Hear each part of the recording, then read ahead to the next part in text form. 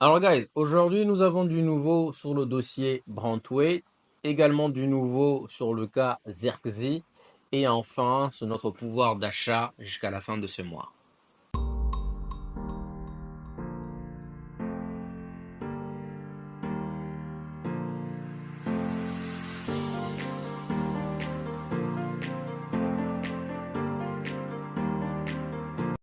Alors guys, Brantwaite souhaiterait rejoindre Manchester United coûte que coûte. C'est vrai qu'il y a eu accord sur les termes du contrat, mais pas que. Aujourd'hui, il estime qu'il est arrivé à un point de sa carrière où il est prêt à passer un cap.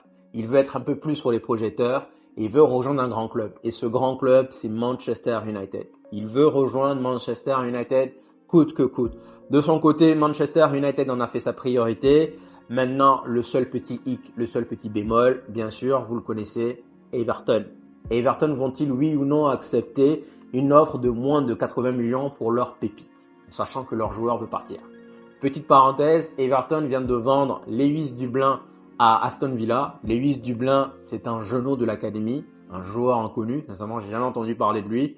Ils ont tout de même réussi à le vendre 9 millions, s'il vous plaît. 9 millions. Pendant ce temps, nous, on est encore en train de négocier pour Bissaka, un joueur expérimenté qui a fait ses preuves contre Chelsea, contre City, contre Arsenal pendant plusieurs années. On est là en train de négocier 9 millions, un joueur cadre. Ils ont réussi donc là, en quelque part, à contourner le PSR. Il faut savoir que tous les clubs qui étaient sous le radar du PSR sont entre guillemets en train de s'entraider. Donc Newcastle est en pourparlers également avec Everton pour acheter leur attaquant Calvin Lewis. Donc il y a plusieurs de ces clubs qui sont en train de s'échanger les joueurs. Donc là aujourd'hui, c'est une belle façon de contourner le PSR. Conclusion, guys, Everton n'est plus sous la menace de sanctions de points. Conclusion, on n'est plus en position de force. Autrefois, on pouvait venir leur dire, écoutez, tu n'as pas le choix, on veut Brantwaite, tu as besoin d'argent, donc vends-nous le nous. Aujourd'hui, ils sont en position de force, ils n'ont plus besoin de vendre qui que ce soit. Maintenant, sachant que le joueur veut nous rejoindre, ça c'est un point important. Maintenant, autre fait, c'est que nous sommes au début du mercato. Si on était en fin de mercato, ce joueur aurait pu réclamer un transfert, exiger un transfert. Vous savez, comme Sterling l'avait fait à l'époque avec Liverpool. Mais nous sommes qu'au début du mercato. La question c'est, est-ce que Manchester United va attendre jusqu'à la fin du mercato? J'en doute fort. On sait que Ten Hag nous a dit qu'il lui fallait 3 joueurs, un défenseur central, un milieu et un attaquant. Un défenseur central pour remplacer Varane, un milieu pour épauler ou remplacer Casemiro et également un attaquant. C'est la raison pour laquelle jusqu'à présent, nous sommes en train de faire une fixation sur des postes de défenseur central, de milieu, de 6 et également d'attaquant. Et c'est aussi donc pourquoi est-ce que la piste Olysée s'est refroidie gravement. Donc pour l'instant, on parle de Luke Shaw.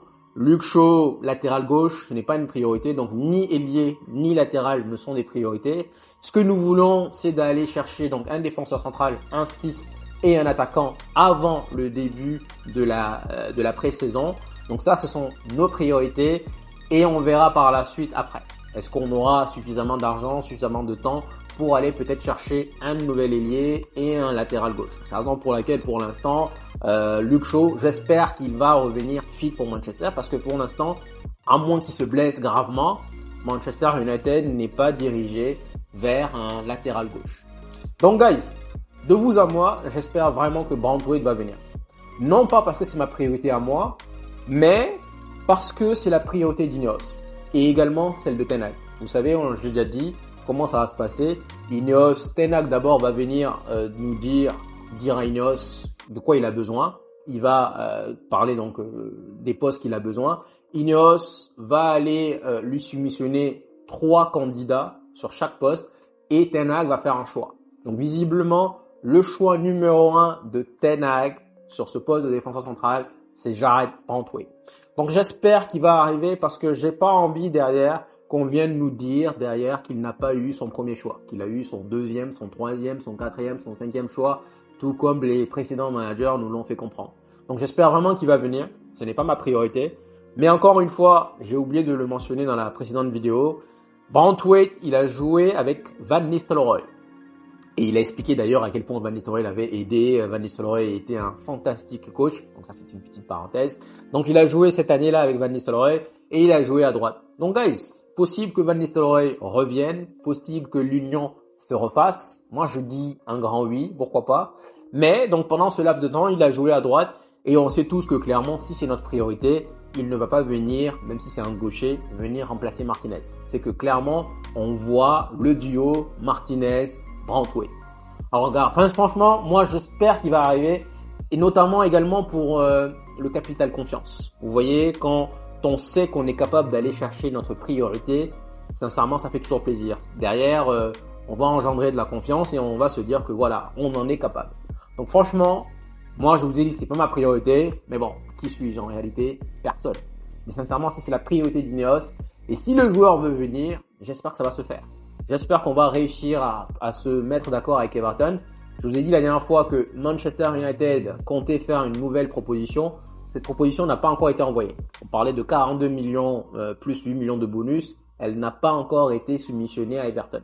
Pour l'instant, on est encore dans l'étude parce que apparemment, ça serait la dernière proposition et on espère vraiment que Everton va l'accepter. Maintenant, déjà, il faut encore une fois vraiment s'asseoir et convaincre Everton. Normalement, nous avions de bonnes relations avec Everton. Rappelons-nous que Rooney est arrivé, qu'il est reparti dans l'autre sens. Donc je pense que normalement, ça devrait se faire. Manchester United n'a pas les moyens de toute façon de payer 80 millions Branthwaite. Donc on verra ce qui va se passer pour le cas Branthwaite. Mais en tout cas, guys, une nouvelle qu'on vient d'apprendre aujourd'hui, le joueur souhaiterait coûte que coûte, je précise bien, il veut venir à Manchester United. Pour en revenir sur la situation Zirkzee, en réalité, sa clause libératoire ne rentrera en compte qu'à partir du mois de juillet. C'est-à-dire que là maintenant, même si nous avons les moyens, le pouvoir d'achat pour l'acquérir, il va falloir attendre le mois de juillet pour payer la clause. Parce que là, actuellement, il va falloir négocier avec le Bologne. Donc, en réalité, c'est une chose que je ne savais pas. La clause du contrat des 34 millions de livres qu'il faut payer ne rentre en vigueur qu'à partir du 1er juillet, c'est-à-dire la semaine prochaine. Donc, on sait également que Manchester United s'est mis d'accord avec son agent, Jarrod Champ. Il s'est mis d'accord avec son agent, donc ça serait des frais de 8 millions.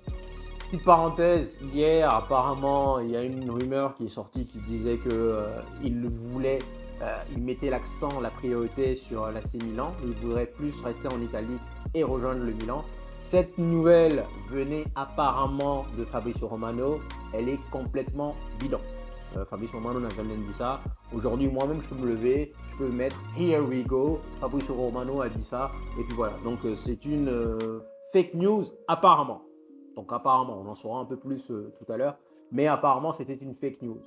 Donc aujourd'hui, le joueur, on s'est mis d'accord avec le joueur, on s'est mis d'accord normalement avec l'agent, on s'est mis également d'accord avec Bologne, enfin on va se mettre d'accord puisqu'il faut simplement payer les 34 millions. Donc pourquoi pas. Mais pendant ce laps de temps, Manchester United est également en train d'étudier les autres alternatives. On parle encore une fois de Jonathan David, donc le joueur de Lille qui reste 1 an de contrat. Sincèrement, apparemment Chelsea est également dans le coup. Chelsea le suivrait bien et donc on parle d'une offre de 25 millions. Donc là, nous avons d'un côté 42 millions. Donc les 34 plus 8, ça fait donc 42 millions pour Zirkzee. Nous avons de l'autre côté 25 millions pour Jonathan David, un joueur qui est supervisé également par Chelsea. Et nous avons une troisième option, une option qui est sortie aujourd'hui, Alvaro Morata. Alvaro Morata, guys. Qu'est-ce que vous en pensez? Sincèrement, c'est un joueur que moi-même j'ai catalogué de tocard. Je suis allé regarder ses stats. Je pense qu'il a marqué à peu près aux alentours de 226 buts en 589 matchs. Chose qui est assez remarquable. C'est-à-dire qu'il est un peu en dessous de 1 but tous les 2 matchs. 1 but tous les 2 matchs. Donc on se souvient rapidement, c'est un joueur qui est arrivé à Chelsea. Ça a été un gros flop. Il a eu des manqués exceptionnels. Mais je me dis quelque part, il a 31 ans. Ce n'est pas un joueur qui va venir faire de l'ombre à Højlund ni à Whitley. Parce qu'il faut quand même le mentionner. Nous avons également le petit Whitley. Le petit Whitley, guys, ça va être un tueur.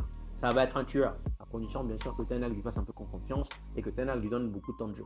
Whitley, pour moi, c'est un joueur qui est très intelligent, très bon dans la finition. Donc moi, j'ai besoin de quelqu'un qui va venir un peu épauler et puis qui va transmettre cette énergie à ces attaquants-là. Si on prend Zirkzee, ça sera donc déjà de 1 plus cher, de 2, ça va être un mec qui est dans la même fleur de l'âge que Højlund et Whitley. Donc pour moi, ça fait 3 joueurs qui sont dans le même bateau. C'est une question qui mérite d'être posée. Est-ce qu'il ne faut pas quelqu'un qui va les encadrer, quelqu'un qui va les guider? Un peu comme à l'époque, on avait, quand on avait les Chicharito qui venaient et Van Persie expérimenté. Mais dans un autre temps, si Van Nistelrooy nous rejoint, donc ça c'est un problème qui est tout à fait résolu. Donc guys, Alvaro Morata a une clause aujourd'hui de 12 millions d'euros. 12 millions d'euros, 10,1 millions de livres sterling. Je me dis pourquoi pas. 12 millions d'euros, on l'achète, on l'a. Il a une clause libératoire avec l'Atlético de Madrid de 12 millions d'euros. Franchement, je me dis, ça vaut peut-être le coup d'y jeter un coup d'œil. Alvaro Morata, peut-être que son expérience à Chelsea n'a pas été lucrative, je suis d'accord. Mais sincèrement, quand on regarde les stats, il a marqué quand même beaucoup de buts avec la Juve, beaucoup de buts avec l'Atlético. 226 buts en 589 matchs. Guys, ce n'est pas mauvais. Dans ma tête, c'était un tocard fini, mais quand on regarde de plus près les stats, c'est pas mauvais. Maintenant, il faudrait regarder également si c'est un joueur qui se blesse beaucoup. Mais en tout cas, c'est la rumeur qui vient de sortir aujourd'hui. Donc Manchester United est en train de vraiment étudier toutes les pistes. Je ne sais pas si on a fait, encore une fois, on a soumissionné 3 candidats présentés à Ten Hag et celui-ci en a choisi un. Je ne sais pas. Mais cela a été fait pour le cas du défenseur central. C'est la raison pour laquelle on insiste encore pour Brantwaite. Mais en tout cas, sincèrement, Morata, why not? Donc, guys, dites-moi en commentaire pour qui vous opterez. Zirkzee, sachant que Zirkzee, il est plus pour moi un joueur qui va jouer derrière l'attaquant qu'un neuf. Il peut être neuf, mais vu le jeu qu'il a, il serait beaucoup plus bénéfique en soutien de l'attaquant.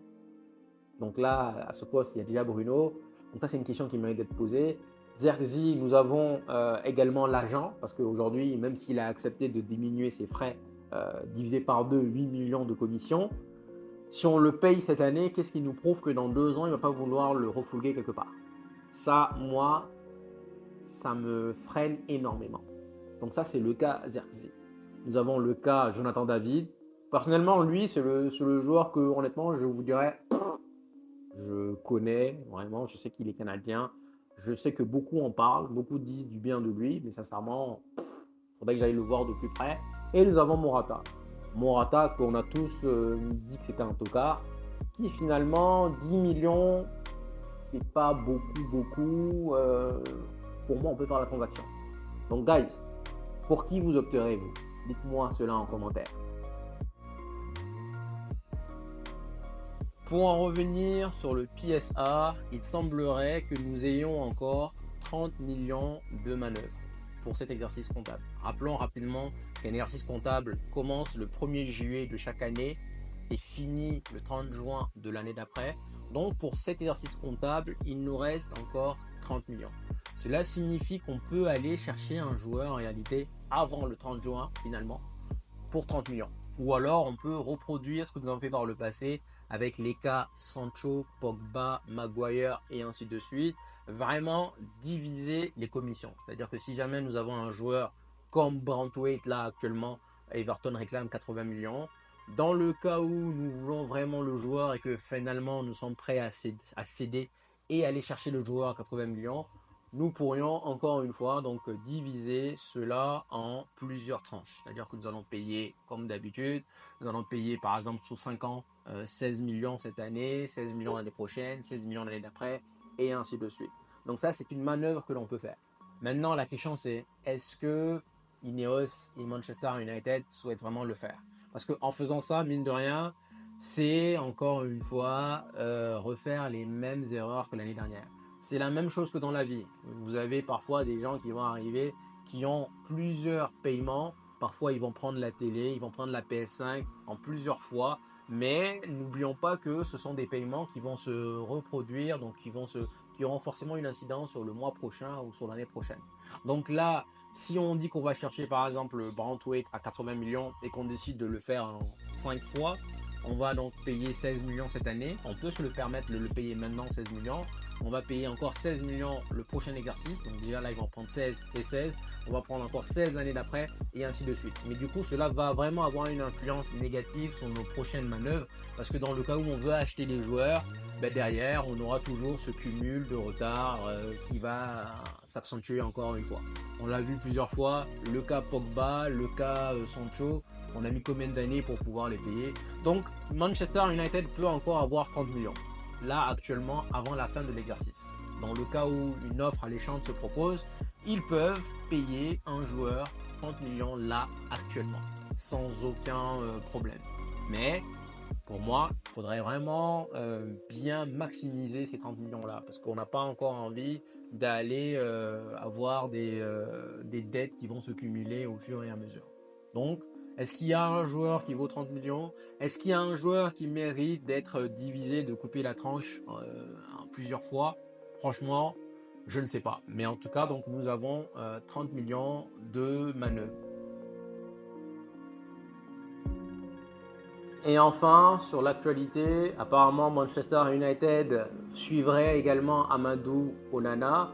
Donc déjà, on est en négociation avec Brantwaite. Est-ce que ça vaut le coup d'aller encore une fois vraiment se casser les dents avec Everton? Donc Manchester United était en train de superviser Amadou Onana. Donc ça peut être une solution pour notre 6. Moi personnellement, je vous ai déjà donné mon avis. J'en veux pas. Maintenant, qui suis-je, bien sûr. Et la dernière fois, je vous ai dit que Luke Shaw était blessé. Apparemment, non. Il a repris l'entraînement, donc c'était juste par précaution. Donc là, l'Angleterre va jouer son dernier match jeudi, je pense. Ou voilà. En tout cas, si jamais l'Angleterre se qualifie, ils vont jouer leur premier match, donc des huitièmes de finale le dimanche prochain. Donc, est-ce que cela signifie que Luke Shaw, qui a raté quasiment 6 mois de compétition, est-ce que cela signifie que tout de suite, Southgate, au quart de service, va le mettre titulaire? Je le vois, voilà. Je ne sais pas pourquoi, mais j'ai l'impression que oui. Donc, voici par rapport à l'actualité pour l'instant. Je ferai une autre vidéo dans le cas où il y a une autre bombe qui va arriver. Sur ce, guys, merci de m'avoir écouté. Merci d'être venu jusqu'ici. Vous connaissez la musique. Likes, comment, partage. Prenez soin de vous. Prenez soin de vos proches. Et je vous dis à la prochaine. Ciao, ciao.